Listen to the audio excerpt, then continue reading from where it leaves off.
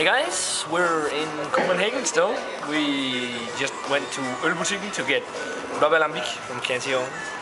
We're looking forward to trying that beer, and now we're at Nørrebro Bryghus at Nørrebro here in Copenhagen, and we're drinking both me and Jakob. This is just going to be a small vlog of some vlogs we're going to do today, because we're going to the Mikkeller bar too, and we're not sure if we're going to do full reviews because you know, it'll get a little tipsy. But I'm drinking, and Jakob too, the Nerval North Bridge Extreme. And the fun thing is actually Nerval kind of translates to North Bridge or something like that. It does. It's the same. Yeah, it's kind of the same. But and it was made as a birthday or kind of present for anniversary for Anders Kismeier, the old brewer of the place, back in, I don't remember the year, but they still brew it. And it's a triple IPA on 9.6% alcohol. It's a huge beer. This was bottled 3 months ago, and it's pretty darn good. It is super balanced. The aroma on it. This is actually the first time I ever got this in an IPA. That cat piss kind of aroma. I usually haven't really gotten that in any IPAs before, but I get an almost cat piss like aroma in this. It's very strange, along with the citrusy hops. Some toffee notes there, caramel. Yeah, and the grassy citrusy hop. Slight amount of grapefruit too in there, maybe a peach. It is really big smelling, but yeah, let's taste it. Now it's fairly cold, and it's not really a hop monster, but it's super balanced between hops and malt. I would maybe call this a very balanced barley wine. I get pine, citrus.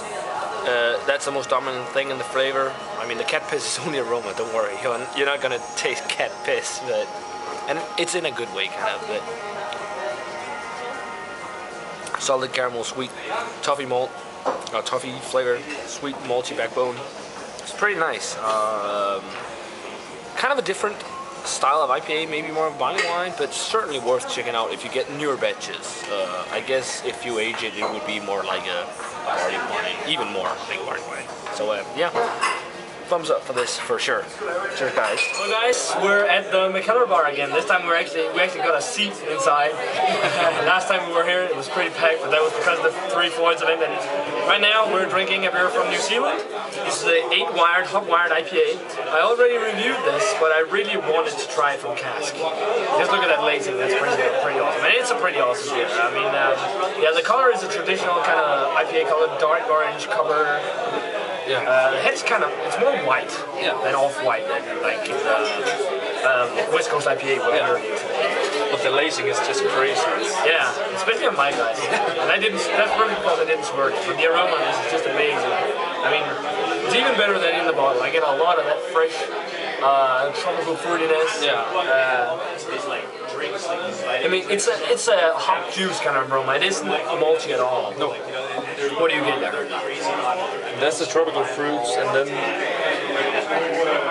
the tropical fruit, there's some peach, yeah, I'd say peach too, and maybe also some tangerine notes. It's more of the sweeter fruits. It's not that bitter in the aroma. It's like a sweet, fruity, hoppy aroma. It's kind of like a Midwest IPA in the US with the addition of the Nelson's Oven hops. You can definitely smell that there's Nelson's Oven here. But let's give this a taste. It tastes terrible. That's just great. So you know what? I've actually first noticed this now.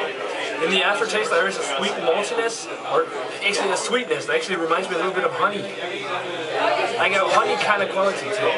I know we just said and spoke about honey. That might be why, but I know you sometimes get that in IPAs, but it's kind of a honey note. But the most dominant thing in there is like the Nelson's Oven hop. Yeah, a lot of tropical fruit, like passion fruit, pineapple. And then I also get the peach tangerine, but there isn't really that bitter grapefruit flavor as you get in a West Coast IPA, for example. And it's got the sweet maltiness too there. I mean, it helps balance it out. It isn't too bitter. It's a sweeter IPA.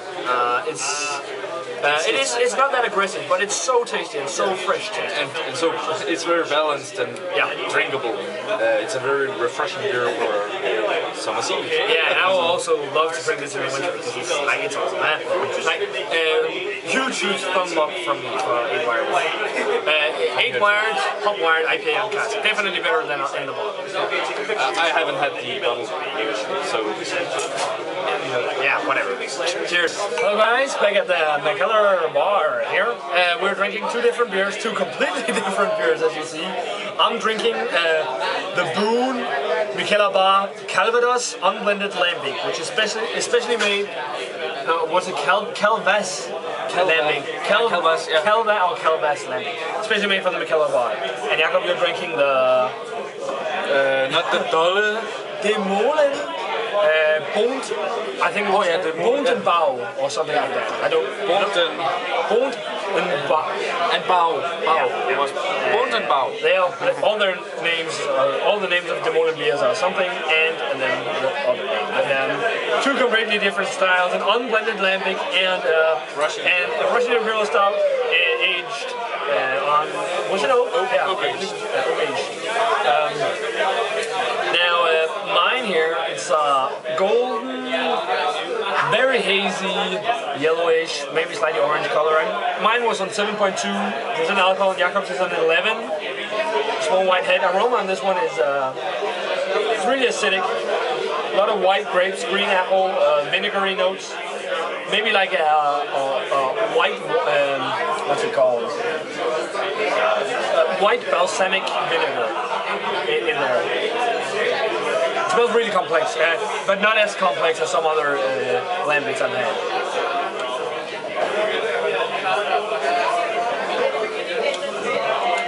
Flavor, at least for me, because I'm getting into sours, isn't intensely sour. Apparently a mess behind the camera things otherwise, but it is.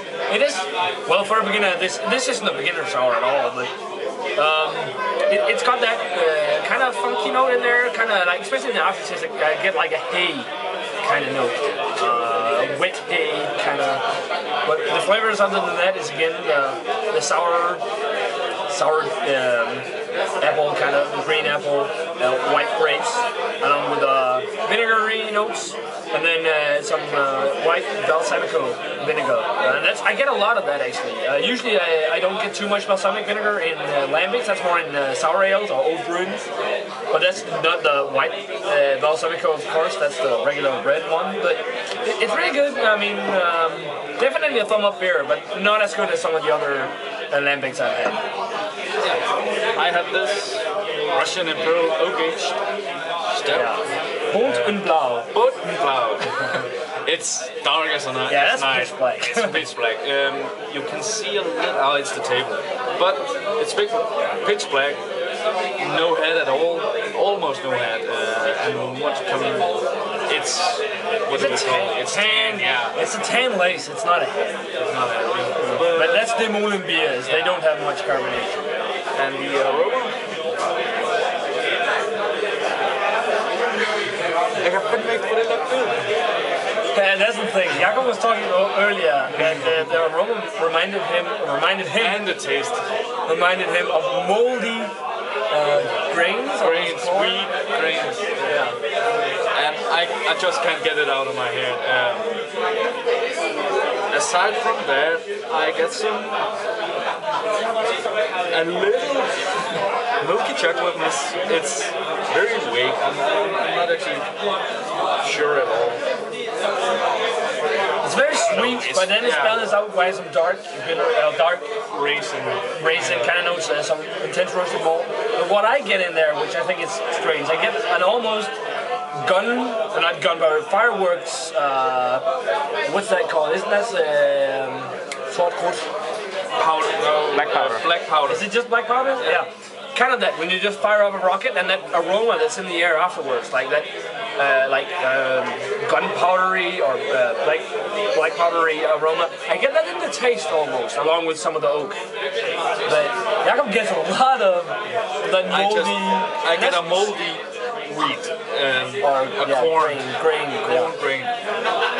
Lately, I've been working in vicinity of some old storage areas for grains which have gone moldy. So this tastes just like it. I get some smoky aftertaste. Yeah, it's actually very smoky too.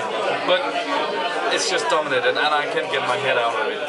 But what do you think about the alcohol? It is on 11%. I can't taste the alcohol. It's just creeping out. You get the alcohol heat.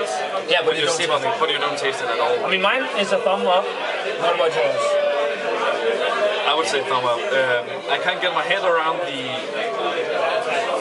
moldiness. I definitely would give it a thumb up, but tilting towards the side. Okay, so like a half-cocked thumb up, as we say sometimes. Half. Yeah, guys, we might see you later. Who knows? Cheers. Hello, guys. Back here at the Mikkeller bar. This is the last beer of the night. At least at the Mikkeller bar, because we might go in other places. We're unsure if we'll film, but if you know us right, we're probably gonna. But yeah, by the way, look at what we found on the floor, just randomly. That's just a Best Veteran 12 cap. Random, but the beers we have here, I have the Stillwater and Oliver Burst Channel Crossing. It's apparently a beer de garde. This is the version, the third version of it, and it's on 10%. I have no idea who the guy Oliver is, so I can't help you with that at all. We'll look it up online, maybe do a little annotation when we get home. The aroma on it, super sweet. It's really sweet smelling. As we talked a little bit about it before. Reminds me a little of the Danish Vidøl, just in a big and very, like, I wouldn't say complex, but like a big version of it. There's a lot of that sweet, dark fruity, sugar ester, brown sugar notes in there in the aroma. It's really sweet smelling. The flavor. I mean, it's very cold, but it's really well balanced. You don't taste 10% alcohol in here at all. It's actually very complex now when I think about it. I get a lot of the... Initially, it's really sweet. The mouthfeel on is like a medium, quite smooth, slightly dry mouthfeel. The initial taste you get is a very sweet, dark, fruity flavor, along with maybe a subtle molasses, the brown sugary notes. It kind of reminds me a little of a Danish Vidøl. Just way, not way more, but bigger, I'd say like that.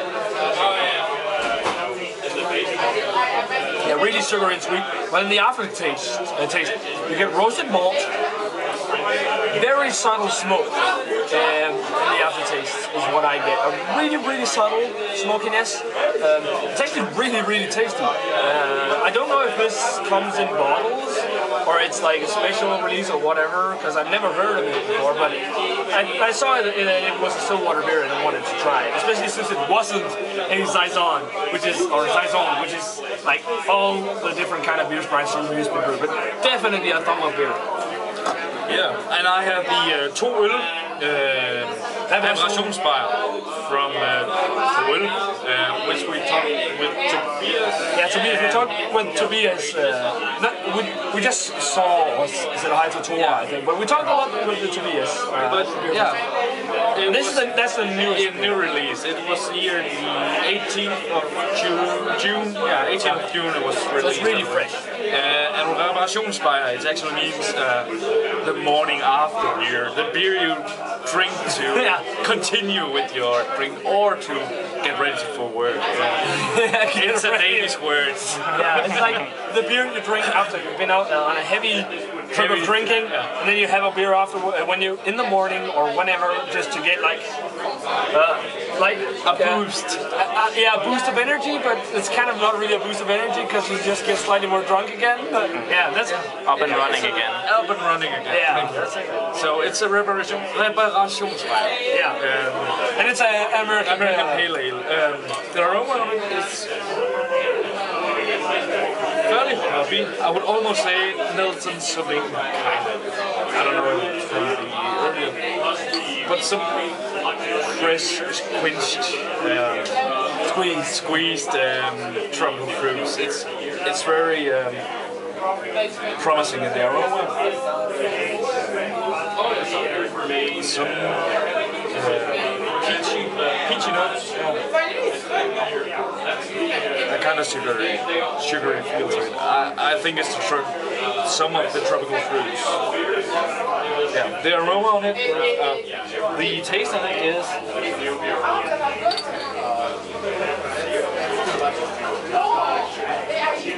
It's actually bordering very close to IPA kind of style. It's very hoppy and it's it's quite bitter, but I could imagine the day after a heavy drinking. Yeah. That this would be just a beer you would like, together with some eggs and bacons and sausages and pancakes, chocolate chips, covered pancakes. That's a pretty intense breakfast. But we'll probably get rid of the hangover. It's really, there's a subtle malty back character to it. It's very subtle. A solid brew. I would say definitely a thumbs up. So guys, that's it for the Mikkeller bar today. Hopefully. Yeah. We'll probably see you later in some other beer bars. If not, well, cheers then. Cheers. Hello beer tubers, welcome to another on-road vlog tasting thing. It's not going to be full. We're at Ørsted Ølbar here in Copenhagen. Mass founded folks. Yeah, we didn't know this place at all, and they got some pretty solid beers. And they got a beer that I chose, which is really unique. It's by Nørrebro Bryghus. The guys who made Herr Frederiksen, which is awesome. This is called Rated XXX or Triple X. And it's essentially a double IPA made with 30 different varieties of hops. And when you think that, you think a mess of a beer. But it actually works. And the strange thing is that you can't really pick out the specific kind of hops. You just get an overall really strange aroma to it. I'll get into that soon. But the color on it is a really dark, well, almost ruby kind of. It's probably color. It's quite dark, but a dark cover, ruby, almost ruby reddish color, white head. The aroma here is very unique. Really, really hoppy. But the thing is, it doesn't smell like grapefruit or pine or whatever you're used to in IPA. It actually kind of smells like strawberries or just any ripe red berry.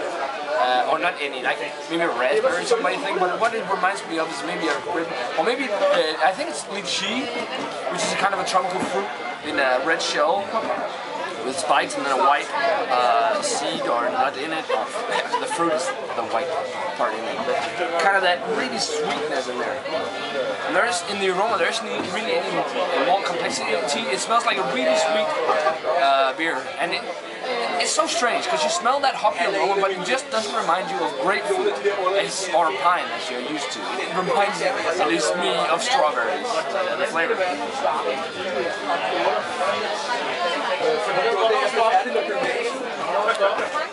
The flavor there is the red berry note there again. I wouldn't go like naming a specific red berry like strawberries in the aroma. It's more of a general red berry over red berry. Maybe a faint citrusy note, but it's really hard to detect because of all the different hops they use. Still get a very faint sweet malty backbone. It's a really, really sweet IPA. It's not that bitter actually. I mean, there is some bitterness to it, but it's not as intensely bitter as some. It's like one of the sweeter IPAs I've had, and it's very, very unique. Style-wise, if you rate according to style, this doesn't fit the IPA, but as an experimental brew, it's really, really interesting. Thumb up for me. I think this is pretty darn good. Hi guys, I'm having the Mikkeller Exotic Punch, which is an American Pale Ale on 5% alcohol. I believe it was. The looks of it, it's hazy, copperish kind of color, almost no head, and the head is white. The aroma on it is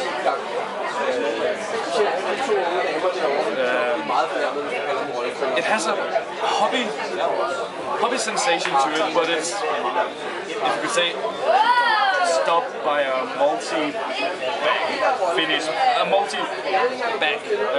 I can't explain it, but it's very fresh, and then all of a sudden you have this multi aroma which just stops the senses, the smelling senses. Tasting wise, it's a lot more hoppy actually than the smell indicates. But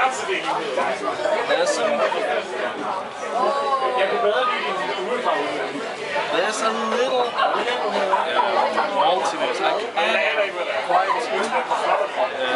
pinpoint what it is. I have tasted it before. I don't know what it is. Maybe you know. I need a glass of water to clarify it, because I'm watering. I can't. But that's okay. That's okay.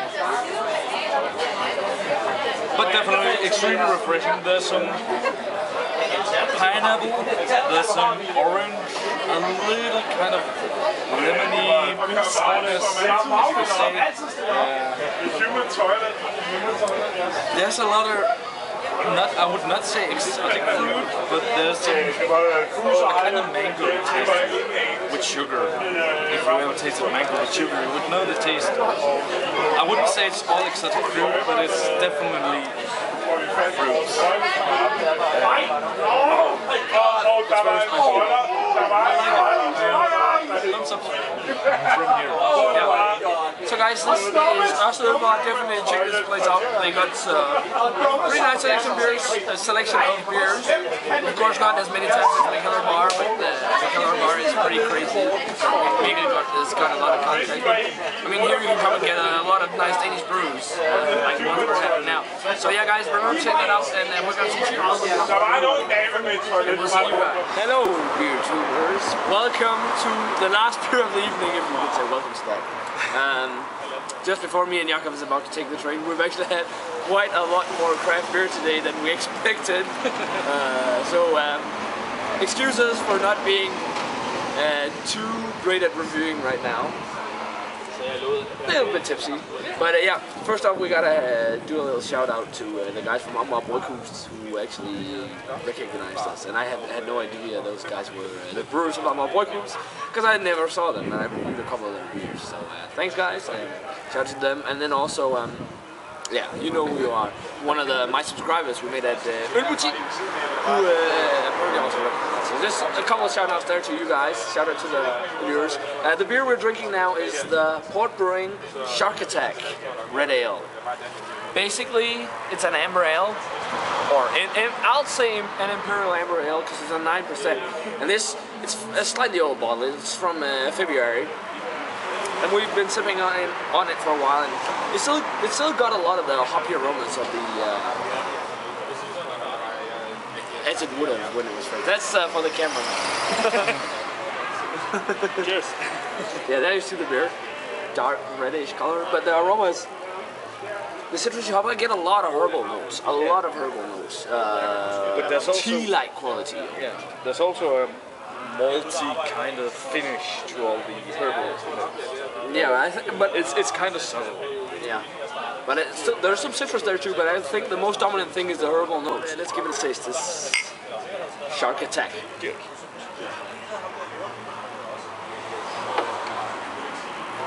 Very herbal. I think. I'd say it's more malty than it's hoppy for sure.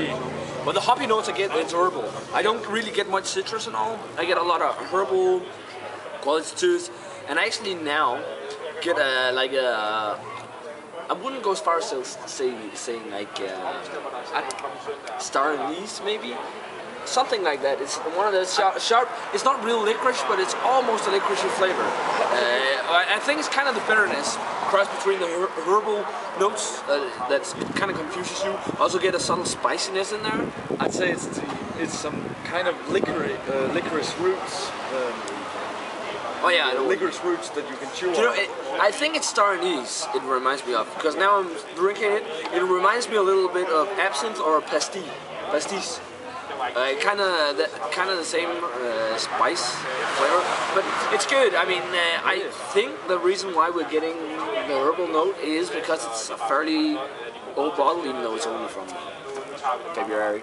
But I mean, the first time I had this chocolate attack, and I think it's supposed to be an amber ale, imperial amber ale. I'm not sure. Ryan, correct me on that. You're pretty close to these guys, so you probably know. But it's a good beer. Not as good as some of their big hop bombs like Mongo and Hop 15 and so on. I actually say this is more. It smells more of a hop bomb than it actually tastes. Yeah, that's probably because of the age. Yeah. Because the aroma sticks around longer than the taste. But still, I think it's a thumb up beer. But I would love to try it, like when it's just has been tapped or something like that. I like it. Extremely drinkable. Yeah, really drinkable. It's nice, definitely. Refreshing. Thumb up from me. Thumb up from here. Thumb up from Jakob. And guys, that wraps up the small Copenhagen trip that turned out to be a lot of beer vlogs too, not just picking up the Blåbær Lambik. So yeah, guys. Hope you will enjoy this Copenhagen vlog, having some awesome beers, and we're gonna say cheers again. And we'll see you in another beer review. Well, guys, me and Jakob we didn't just get home from the Copenhagen trip. I slept at Jakob's place because my bus was like half an hour. Yeah, it would be a half an hour later, so I just went over here because we were fucking tired because we were home at 7 in the morning. From the trip. So here is the beer hall. Pretty intense beer hall there, and as you see, there is 6 bottles of Blåbær Lambik, Cantillon Blåbær Lambik. The 2 of the big ones. We're gonna review one, and you probably already guessed by now that one is gonna be for beer review 400. And then we're gonna age one of the big bottles too. And then I promised this big bottle for Jameson, and then these 3 small ones are going to be up for trade. And Ryan, with Stumpy Joe Jr. and Beer Geek Nation, Chris, have already said that they would like a bottle.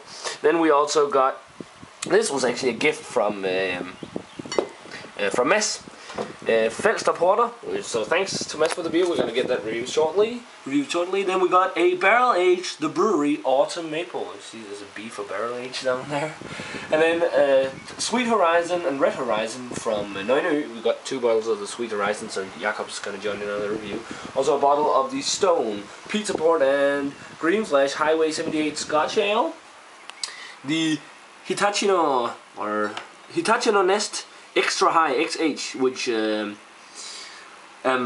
Chris from Beer Geek Nation said was really good, and then also Håndbryggeriet in Norway's Håndbak, and last but not least, the new Hopping Frog Triple IPA Hop Dam, which would be quite nice. So look forward to reviews of these beers.